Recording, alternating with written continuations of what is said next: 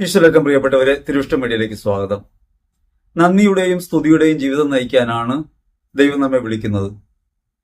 ദൈവം നമ്മുടെ ജീവിതത്തിൽ പ്രവർത്തിക്കുന്നതിനെ പ്രതി നന്ദിയുള്ളവരായി നമുക്ക് മാറാൻ കഴിയണം. ജീവിതാവസ്ഥകളെയൊക്കെ കൃതജ്ഞതയോടെ കാണാൻ നമുക്ക് കഴിയണം. ആനുകാലിക വിശ്വാസ ജീവിതത്തിൽ എത്രത്തോളം നന്ദിയുടെ മക്കളായി നമുക്ക് മാറാൻ പറ്റുന്നുണ്ട് എന്ന് പരിശോധിക്കണം. ജീവിത സാഹചര്യങ്ങളെയും സന്ദർഭങ്ങളെയും നേരിടുന്ന സാഹചര്യത്തിൽ ദൈവത്തിന്റെ മഹത്വത്തെക്കുറിച്ച് പറയാൻ നമുക്ക് കഴിയുന്നില്ല. അതരം കൊണ്ട് സ്തുതിക്കുമ്പോഴും പലപ്പോഴും ഹൃദയം കൊണ്ട് ദൈവത്തോട് പരാതിയും ആവലാതിയും ഒക്കെ പറയുന്നവരാണ് നമ്മൾ. നാം നേരിടുന്ന കഷ്ടതകളെയും ഞെരുക്കങ്ങളെയൊക്കെ സംബന്ധിച്ച് ദൈവത്തോട് തന്നെ നാം ചോദിക്കുന്നുണ്ട്, ദൈവമേ, എന്തുകൊണ്ട് എൻ്റെ ജീവിതത്തിലെ കഷ്ടത? എന്തുകൊണ്ട് ഈ ഞെരുക്കങ്ങൾ? എന്തുകൊണ്ട് ദൈവമേ നീ എന്നെ പരീക്ഷിക്കുന്നു?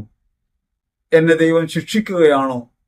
പ്രത്യേകിച്ചും അകാരണമായി ഒരു തെറ്റുപോലും ചെയ്യാത്ത എന്നോട് എന്താണ് ഇപ്രകാരം ദൈവം അവഗണന കാട്ടുന്നത് എന്നൊക്കെ നിലയിലുള്ള നിരവധിയായ പരാതികളും പരിഭവങ്ങളും നമ്മുടെ ജീവിതത്തിൽ നമുക്ക് കാണാൻ പറ്റും. ദൈവം നമുക്ക് നൽകുന്ന ജീവിത സന്ദർഭങ്ങളെ എപ്രകാരം സ്വീകരിക്കണമെന്നും ദൈവം നൽകുന്ന അനുഗ്രഹങ്ങൾ സ്വീകരിക്കുമ്പോൾ എന്തു മനോഭാവമാണ് നമുക്ക് വേണ്ടതെന്നും 3 വ്യത്യസ്തമായ സന്ദർഭങ്ങളിൽ സുവിശേഷത്തെ നമുക്ക് കാണാൻ പറ്റും. പഴയ നിയമത്തിൽ 1 സാമുവേലിന്റെ പുസ്തകത്തിൽ 2-ാം അധ്യായത്തിൽ 1 മുതലുള്ള തിരുവചനങ്ങളിൽ ഹന്ന ദൈവത്തെ സ്തുതിക്കുന്നുണ്ട്.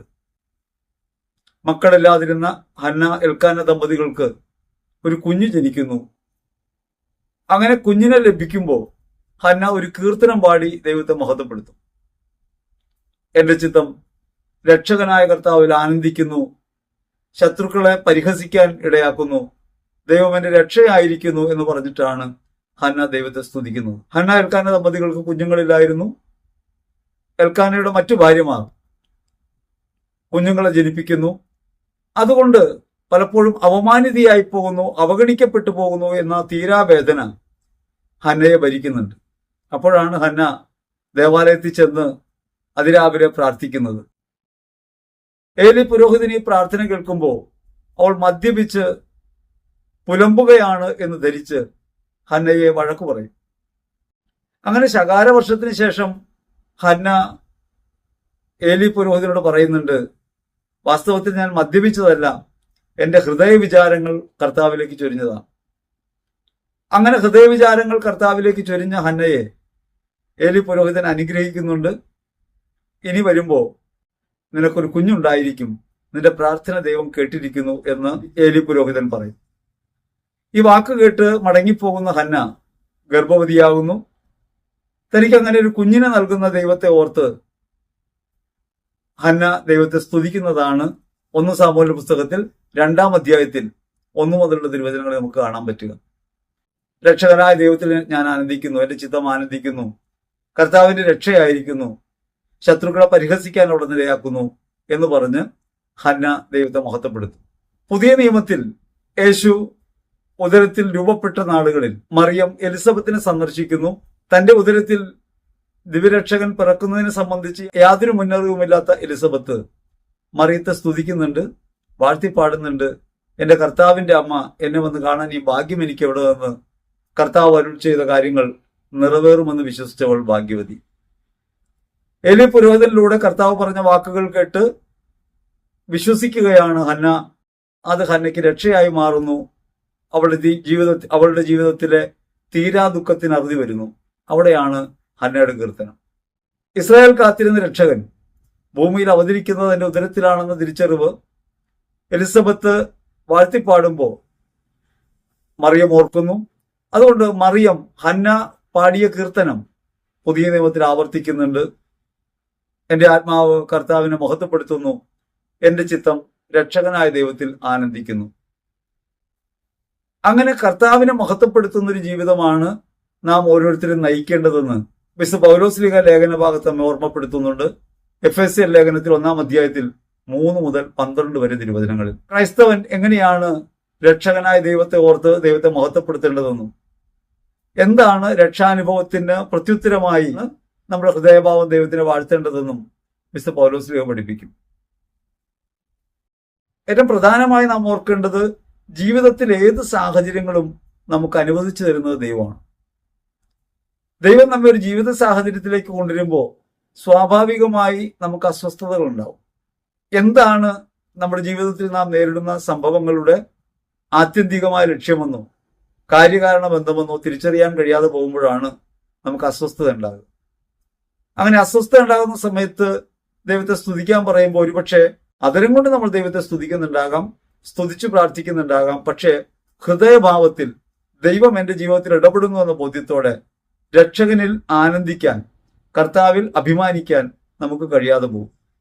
അങ്ങനെ കഴിയാതെ പോകുന്ന ജീവിത സന്ദർഭങ്ങളെ പരിശോധിക്കാനാണ് തിരുവചനം നമ്മോട് പറയുന്നത്. ഹന്ന ദൈവത്തെ സ്തുതിക്കുന്നത് തന്റെ ജീവിതത്തിലെ ഒരു തീരാ ദുഃഖത്തിന് ദൈവം നൽകുന്ന വാഗ്ദാനം നിറവേറും എന്ന ബോധ്യത്തിലാണ്. ദൈവം തന്റെ ജീവിതത്തിൽ ഇടപെടുന്നു എന്ന ബോധ്യം ഉണ്ടാകുമ്പോൾ ഹന്ന ദൈവത്തെ സ്തുതിക്കുന്നു. ഹന്നയ്ക്ക് ഒരു കുഞ്ഞിനെ ലഭിക്കുക എന്നതിനേക്കാൾ പ്രധാനമായി കാണാവുന്നത് ഹന്നയുടെ പ്രാർത്ഥന ദൈവം കേട്ടു എന്ന കാര്യമാണ്. നമ്മളൊക്കെ ദൈവം എന്തെങ്കിലും കാര്യം നടത്തി തന്നാൽ ദൈവത്തെ മഹത്വപ്പെടുത്താൻ തയ്യാറുള്ളവരാണ്. അത് കാര്യലബ്ധിയെ സംബന്ധിച്ചാണോ, അഥവാ ദൈവം എന്റെ പ്രാർത്ഥന കേൾക്കുന്നു, ദൈവം എന്റെ സ്വരം കേൾക്കുന്നവനാണ്, എന്റെ ജീവിതത്തിൽ ഇടപെടുന്നവനാണ് എന്ന ബോധ്യം കൊണ്ടാണ് നമ്മൾ പരിശോധിക്കേണ്ട കാര്യം.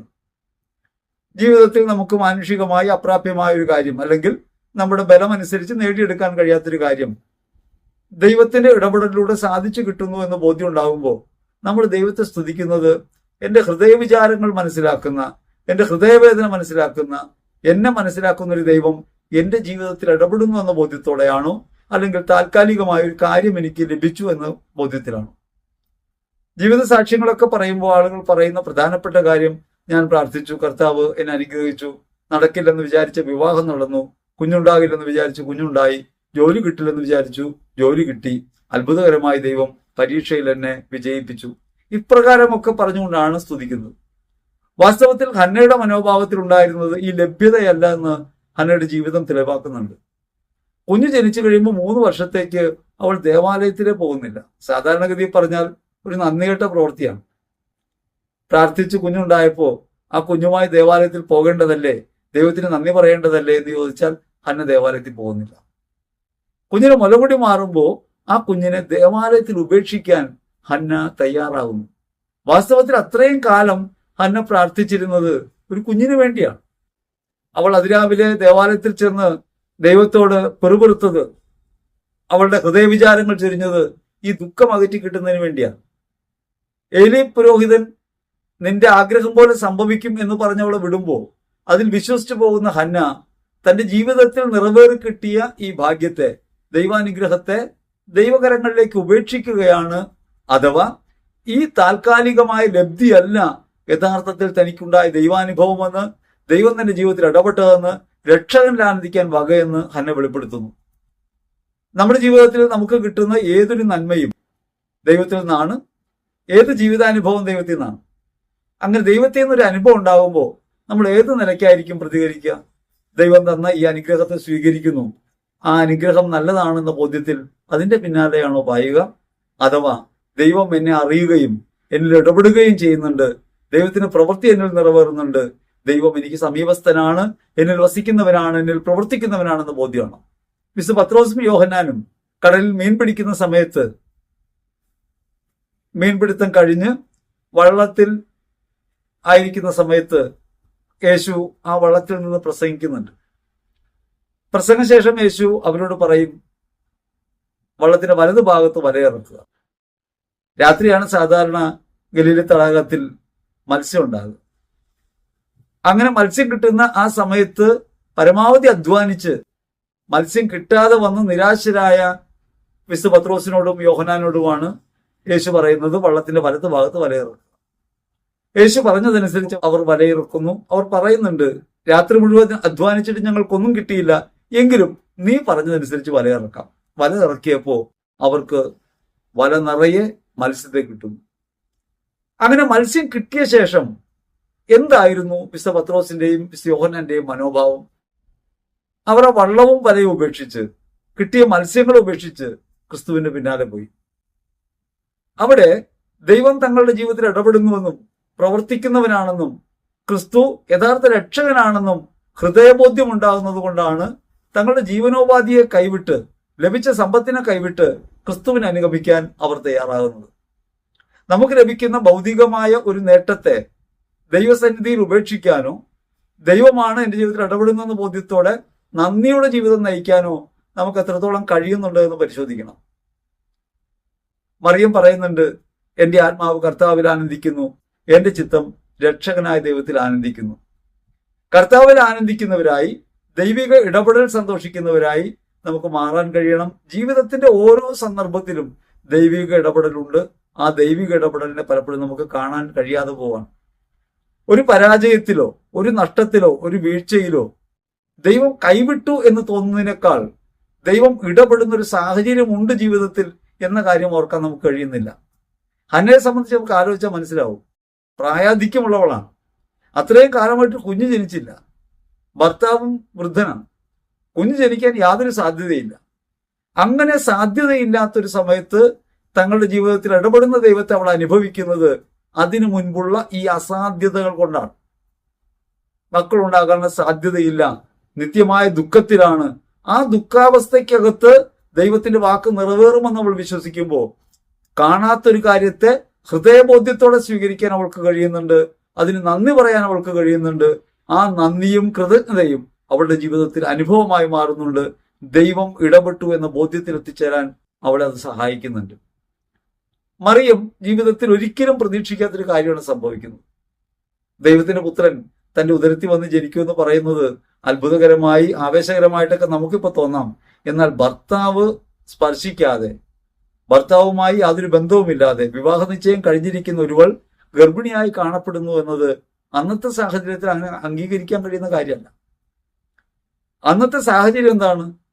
ഒരു സ്ത്രീ അപ്രകാരം ഗർഭിണിയായാൽ അവളെ കല്ലെറിഞ്ഞു കൊല്ലും, വ്യഭിചാരത്തിൽ പിടിക്കപ്പെട്ടവളായിട്ട് മാറും. അത്തരം ഭീഷണമായ ഒരു സാഹചര്യത്തിൽ ദൈവം പറഞ്ഞ വാക്ക് ഹൃദയത്തിൽ സ്വീകരിക്കാൻ തയ്യാറായ മറിയം, എലിസബത്ത് ഈ സംഭവത്തെക്കുറിച്ച് അവളെ പുകഴ്ത്തുമ്പോൾ, വാഴ്ത്തിപ്പാടുമ്പോൾ ദൈവിക ഇടപെടലിന്റെ ശക്തി ഓർത്ത് ദൈവത്തെ മഹത്വപ്പെടുത്തുന്നു.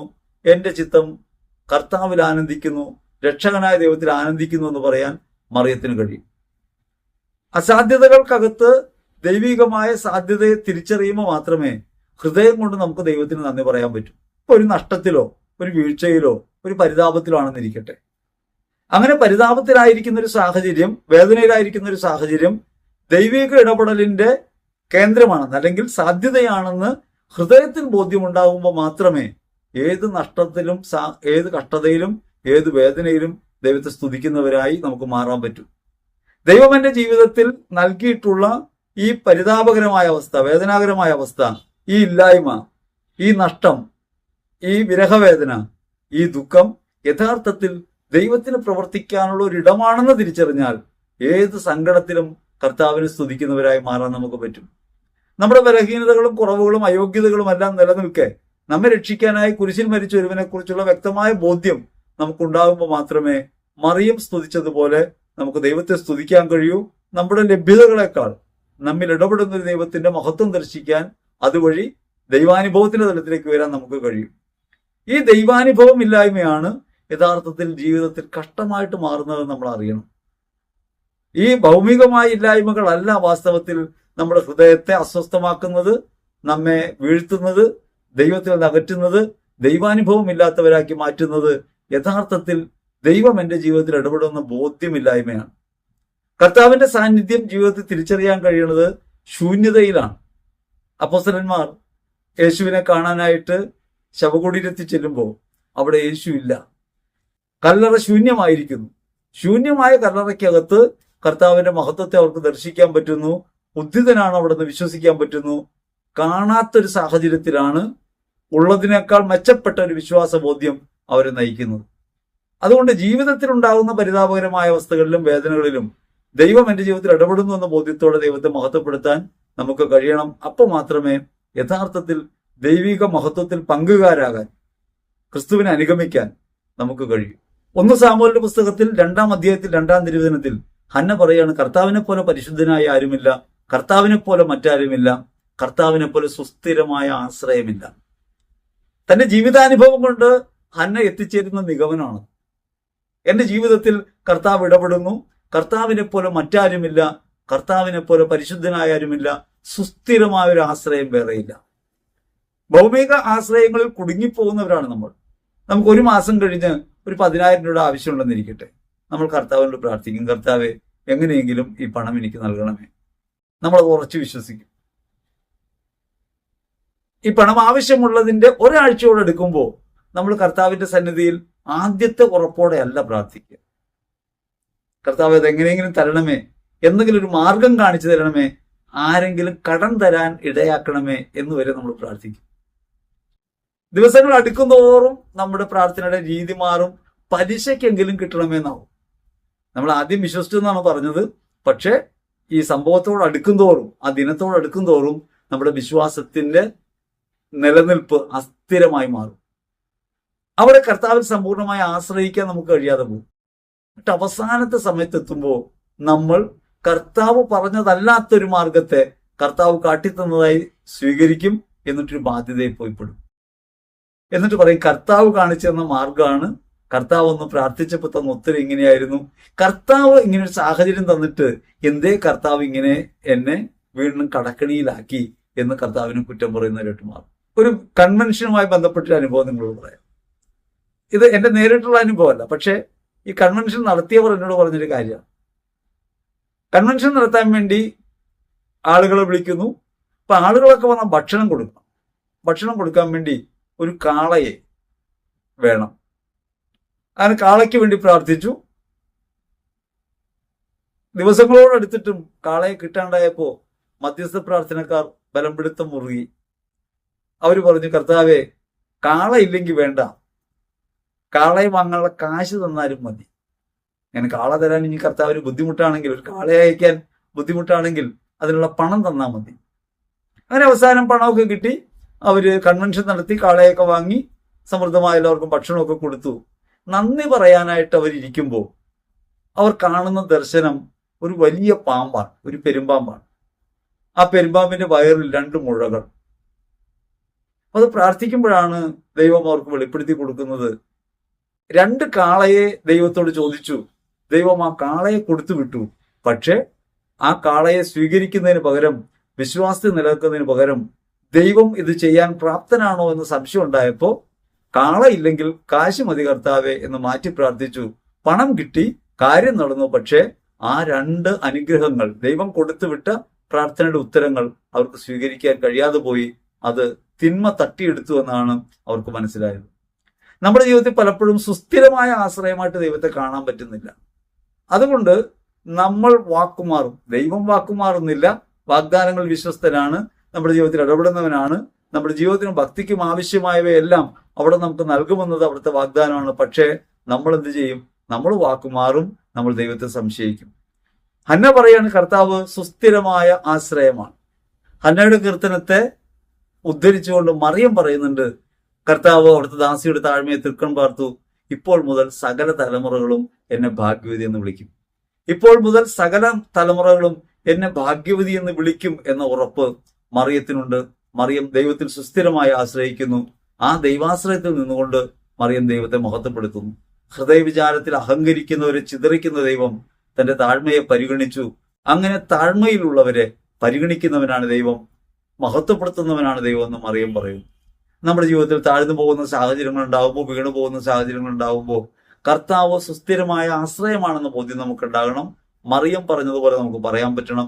നമ്മുടെ കുറവുകളെയും അയോഗ്യതകളെയും താഴ്മയെയും കർത്താവ് കാണുന്നുണ്ട്. കർത്താവ് നമ്മെ മഹത്വപ്പെടുത്തുന്നവനാണ്. അഹങ്കാരികളെ ചിതറിക്കുന്ന ദൈവം എളിയവരെ ഉയർത്തുന്നവനാണ്. ഹൃദയവിചാരത്തിൽ അഹങ്കരിക്കുന്നവരെ ചിതറിക്കുന്ന ദൈവം എളിയവരെ ഉയർത്തുന്ന ദൈവമാണ്. ആ ദൈവം നമ്മുടെ ജീവിതത്തിൽ ഇടപെടുന്നയാളാണ് എന്ന ബോധ്യത്തിലേക്ക് നമുക്ക് എത്തിച്ചേരാൻ പറ്റണം. ആ മനോഭാവത്തോടെ ആകുമ്പോൾ മാത്രമേ ഏത് സാഹചര്യത്തിലും ദൈവത്തിന് നന്ദി പറയാൻ പറ്റൂ. നമ്മുടെ ജീവിതത്തിൽ ഉണ്ടാകുന്ന ഒരു വീഴ്ചയോ ഒരു തകർച്ചയോ നിത്യമായ നാശത്തിലേക്കുള്ളതല്ല. ദൈവം ഇടപെടുന്ന ഒരു വേളയാണ്. ദൈവം ഇടപെടാൻ പോകുന്നു എന്നതിന്റെ സൂചനയാണ്. ദൈവം നമ്മുടെ ജീവിതത്തിൽ ഇടപെടുന്നത് അനുഭവിക്കാൻ നമുക്ക് കഴിയണമെങ്കിൽ സുസ്ഥിരാശ്രയമായ ദൈവത്തിൽ നമുക്ക് ഹൃദയം സമർപ്പിക്കാൻ കഴിയണം. ഹന്നയുടെ ഒരു ആവശ്യം നിറവേറും, അല്ലെങ്കിൽ ഒരു പ്രാർത്ഥന കേട്ട ദൈവത്തെ അവൾ മഹത്വപ്പെടുത്തുന്നു. മറിയമാകട്ടെ ദൈവത്തിന്റെ വാഗ്ദാനം നിറവേറിയതിനെ ഓർത്ത് നന്ദി പറയുന്നു. അങ്ങനെ നന്ദിയുടെ മനസ്സുള്ളവളായിട്ട് മാറുന്നു. നമ്മെ വിളിക്കുന്നത് ദൈവം പരിശുദ്ധാത്മാവിനെ നൽകിയിട്ടാണ്, ഹൃദയത്തിൽ ബോധ്യം നൽകിയിട്ടാണ്. സ്വർഗീയമായ എല്ലാ ആത്മീയ വരങ്ങളാലും ക്രിസ്തുവിൽ വീണ്ടെടുക്കുകയും സുസ്ഥിരപ്പെടുത്തുകയും ചെയ്തുകൊണ്ടാണ് ദൈവം നമ്മെ വിളിക്കുന്നത്. അതുകൊണ്ട് എഫേസ്യ ലേഖനത്തിൽ 1-ാം അധ്യായത്തിൽ 3-ാം തിരുവചനം പറയുന്നു, സ്വർഗീയമായ എല്ലാ ആത്മീയ വരങ്ങളാലും നമ്മെ അനുഗ്രഹിച്ചവനും കർത്താവായ യേശുവിന്റെ പിതാവുമായ ദൈവം മഹത്വപ്പെട്ടവനാകട്ടെ. അപ്പൊ ദൈവത്തിന്റെ പക്ഷം ചേർന്ന് ജീവിക്കാൻ ആത്മാവിനെ സമൃദ്ധിയായി നൽകിയ ആത്മീയ വരങ്ങളാൽ നമ്മെ നിറച്ച ദൈവത്തെ ഓർത്ത് ഹൃദയത്തിൽ നന്ദി പറയുന്നവരായി നമുക്ക് മാറാൻ പറ്റണം. ദൈവത്തിന്റെ സ്നേഹം അനുഭവിക്കാൻ അപ്രകാരം നാം പാത്രീഭവിച്ചിട്ടുണ്ട് ക്രിസ്തുവിൽ. ദൈവത്തിന്റെ കൂട്ടായ്മയിലാണ് നമ്മുടെ ജീവിതം. ആത്മാവിനാൽ നിവേശിക്കപ്പെട്ടവരാണ് നമ്മൾ. ദൈവാത്മാവിനാൽ നിറഞ്ഞു ജീവിക്കാൻ ദൈവം നമ്മെ വീണ്ടെടുത്ത് ക്രിസ്തുവിൽ നിയോഗിച്ചിട്ടുണ്ട്. അതുകൊണ്ട് ജീവിതത്തിന്റെ ഏത് സാഹചര്യത്തിലും, ക്ലേശത്തിലും, കഷ്ടതയിലും, സഹനത്തിലുമെല്ലാം ദൈവത്തെ മഹത്വപ്പെടുത്തുന്നവരായി ജീവിക്കാൻ നമുക്ക് കഴിയേണ്ടതുണ്ട്. ആത്മീയ വരങ്ങളാൽ അനുഗ്രഹിച്ച ദൈവം നമ്മെ ബോധ്യപ്പെടുത്തുന്നത് ക്രിസ്തുവിലുള്ള രക്ഷയാണ്, ആത്മാവിലുള്ള ഉയർച്ചയാണ്. ഹന്ന ദൈവത്തെ സ്തുതിക്കുന്നത് തന്റെ പ്രാർത്ഥന കേട്ടതുകൊണ്ടാണ്. മറിയം ദൈവത്തെ സ്തുതിക്കുന്നത് രക്ഷകനെ തന്നിലൂടെ അവതരിപ്പിക്കുന്നതിനെ കുറിച്ച് ഓർത്തുകൊണ്ടാണ്. നമ്മളാകട്ടെ ദൈവത്തെ സ്തുതിക്കുന്നത് എന്തിനു വേണ്ടിയാവണം? നമ്മൾ ദൈവത്തിനെ സ്തുതിക്കുന്നത് സ്നേഹത്തിൽ നിഷ്കളങ്കരും പരിശുദ്ധരുമായിരിക്കാൻ അവിടുന്ന് ലോകസ്ഥാപനം മുതലേ നമ്മെ തെരഞ്ഞെടുത്തു എന്ന കാര്യത്തിലാണ്. ദൈവം നമ്മെ വീണ്ടെടുക്കുകയും തെരഞ്ഞെടുത്ത് നിയോഗിക്കുകയും ചെയ്തിട്ടുണ്ട്. സ്നേഹത്തിൽ പരിശുദ്ധരും നിഷ്കളങ്കരുമായിരിക്കാൻ നമ്മെ വിളിച്ചിട്ടുണ്ട്. ഇത് ദൈവ മഹത്വത്തിന്റെ പ്രവൃത്തിയാണ്. ഈ പ്രവൃത്തി നമ്മിൽ നിറവേറിയതോർത്ത് ദൈവത്തെ മഹത്വപ്പെടുത്തുന്നവരായി, സ്തുതിക്കുന്നവരായി ഇന്ന് ജീവിക്കാൻ നമുക്ക് കഴിയണം. കഷ്ടതയിലും സഹനത്തിലും ക്ലേശത്തിലുമെല്ലാം ആയിരിക്കുമ്പോഴും ദൈവം നമ്മെ സ്നേഹത്തിൽ പരിശുദ്ധരും നിഷ്കളങ്കരുമായിരിക്കാൻ വിളിച്ചു ക്രിസ്തുവിൽ. അതോർത്ത് നന്ദിയുള്ളവരായിട്ട് നമുക്ക് മാറാൻ പറ്റണം. അങ്ങനെ നമുക്ക് നൽകിയ ദൈവികമായ ആത്മീയ വരങ്ങളുടെ ശക്തി ഓർത്ത്, അല്ലെങ്കിൽ ദൈവം നമ്മെ വീണ്ടെടുത്തതിനെ ഓർത്ത്, തെരഞ്ഞെടുത്ത് നിയോഗിച്ചതിനെ ഓർത്ത് ജീവിതത്തിന്റെ എല്ലാ സന്ദർഭങ്ങളിലും ദൈവത്തിന് നന്ദി പറയുന്നവരായി മാറാൻ നമുക്ക് കഴിയേണ്ടതുണ്ട്. ഭൗതിക ക്ലേശങ്ങൾ ഏത് തരത്തിൽ നമ്മെ വേട്ടയാടുമ്പോഴും നമുക്ക് ലഭിച്ച ഈ ഔന്നത്യത്തെ നമ്മൾ വിട്ടുകളയരുത്. അതോർത്ത് ദൈവത്തെ മഹത്വപ്പെടുത്തുന്നവരായി നമുക്ക് ജീവിക്കാൻ കഴിയണമെന്നാണ് എഫേസ്യ ലേഖനം നമ്മെ പഠിപ്പിക്കുക. അങ്ങനെ നാം സാധാരണ മനുഷ്യരായിരിക്കെ, ബലഹീനരായിരിക്കെ ക്രിസ്തു വഴി നമ്മെ പുത്രന്മാരായി തിരഞ്ഞെടുക്കാൻ ദൈവം മനസ്സ് കാണിച്ചു എന്ന കാര്യം ഓർക്കണം. യേശു ക്രിസ്തുവിൽ നമുക്ക് നൽകിയ രക്ഷാകരമായ ശക്തിയെ ഓർക്കണം. നമ്മുടെ ജീവിതത്തിൽ ദൈവം നമുക്ക് നൽകിയ മഹത്തായ അനുഗ്രഹമായി ഈ ദാനത്തെ തിരിച്ചറിയാനും ദൈവികമായ ഈ നന്മയ്ക്ക് നന്ദി അർപ്പിക്കുന്നവരായി ജീവിക്കാനും നമുക്കിന്ന് കഴിയേണ്ടതുണ്ട്. സ്തോത്രം ആലപിക്കുന്നവരായി ജീവിക്കാൻ കഴിയേണ്ടതുണ്ട് എന്നാണ് വചനം ഓർമ്മപ്പെടുത്തുക. ശിരറ്റം പ്രിയപ്പെട്ടവരെ, ഇന്ന് ജീവിതത്തിന്റെ ഏത് അവസ്ഥയിലാകട്ടെ, കഷ്ടതയിലോ ഞെരുക്കത്തിലോ സഹനത്തിലോ ആകട്ടെ, ആ സഹനത്തിന്റെയും ഞെരുക്കത്തിന്റെയൊക്കെ മധ്യത്തിൽ നിന്നുകൊണ്ട് ഇപ്രകാരം ദൈവം നമ്മെ തിരഞ്ഞെടുത്തു എന്ന ബോധ്യത്തോടെ ദൈവത്തിന് നന്ദി അർപ്പിക്കുന്നവരായി നാം ജീവിക്കുമെങ്കിൽ നിശ്ചയമായും ദൈവിക മഹത്വം നമ്മുടെ ജീവിതത്തിൽ അനുഭവപ്പെടും. ദൈവാനുഭവമുള്ളവരായിട്ട് മാറും. ഏതവസ്ഥയിലും നമ്മെ രക്ഷിക്കുന്ന കർത്താവിന്റെ കരത്തെ അങ്ങനെ അനുഭവിക്കാൻ എനിക്കും നിങ്ങൾക്കും ഇടയാവും. അപ്രകാരം ഒരു ബോധ്യത്തോടെ ക്രിസ്തുവിൽ വിശ്വസിക്കാനും ദൈവത്തെ മഹത്വപ്പെടുത്താനും മറിയത്തോടൊപ്പം ദൈവത്തിന് കൃതജ്ഞത അർപ്പിച്ചുകൊണ്ട് സ്തോത്രം ആലപിക്കാനും നമുക്ക് കഴിയണം. അപ്രകാരം ദൈവിക മഹത്വത്തിന്റെ അടയാളങ്ങൾ ജീവിതത്തിൽ ദർശിക്കാൻ നാം ഓരോരുത്തരും പ്രാപ്തരാകട്ടെ എന്ന് ഹൃദയപൂർവ്വം പ്രാർത്ഥിക്കുന്നു. ആമേൻ.